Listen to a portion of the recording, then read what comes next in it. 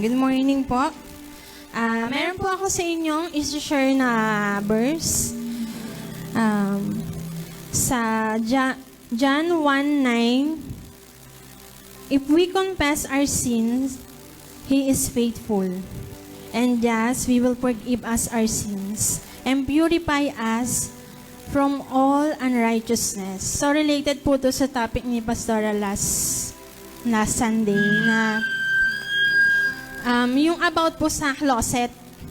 Yung lahat naman po tayo meron nun eh. Yung closet, yun yung mga kasalanan na pilit po natin itinatago sa Lord.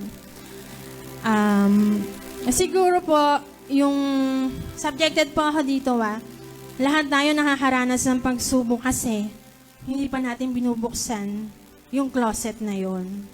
Pero umaamoy na siya, gaya nga po nung nasa kwento. Umaamoy na siya, so kailangan isurrender na natin sa Lord. Kasi yung Lord na yung nag-aas sa inyo na, buksan mo na anak, ibigay mo na sa akin at ako na ang bahala. So, I am a living testimony about that, about sa closet na yon, na binigay mo na lahat ng room sa Lord, pero kulang pa merong kulang. So, kailangan, kung kayo po ngayon, mga kapatid, ay nakakaranas ng pagsubok, manalangin po kayo sa ating Panginoon. Siguro po meron lang tayong kulang at kailangang isurrender.